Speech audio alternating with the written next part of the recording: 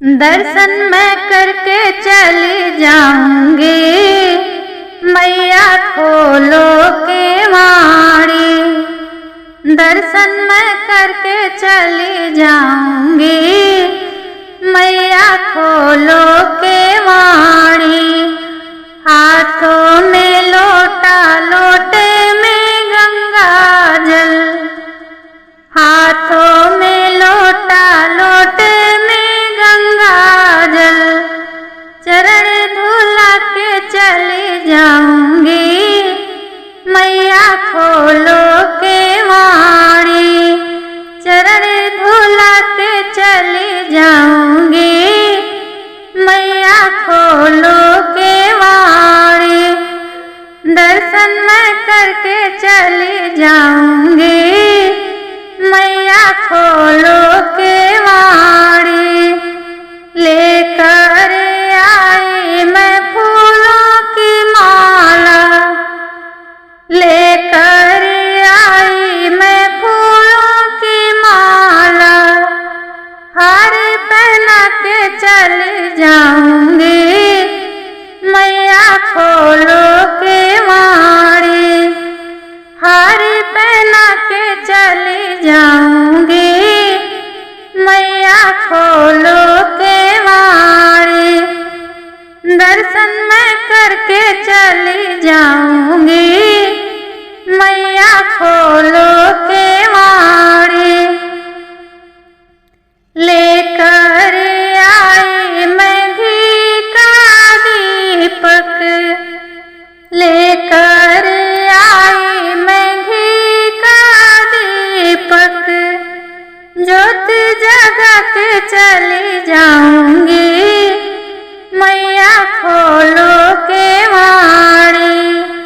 ज्योत जगा के चली जाऊंगी, मैया खोलो केवाड़ी। दर्शन मैं करके चली जाऊंगी, मैया खोलो केवाड़ी। लेकर आई मैं हरी हरी मेहंदी, लेकर आई मैं हरी हरी मेहंदी। तुमको लगा के चली जाऊंगी, मैया खोलो केवाड़ी। माँ को सजा के चली जाऊंगी, मैया खोलो केवाड़ी। माँ को सजा के चली जाऊंगी, मैया खोलो केवाड़ी।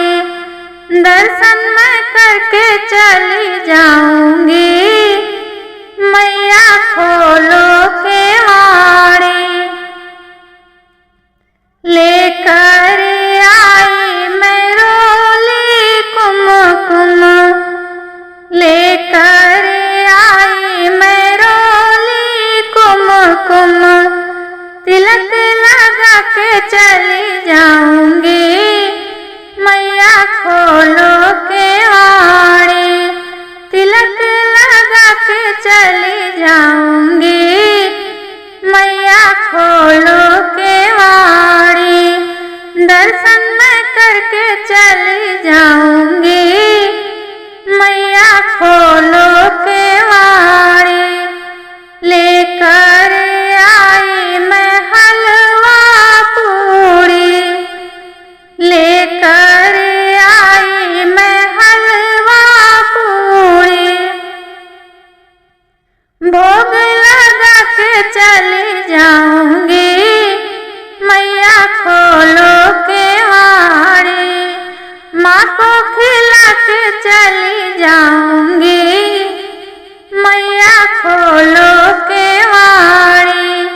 माँ को खिला के चली जाऊंगी, मैया खोलो केवाड़ी। दर्शन मैं करके चली जाऊंगी,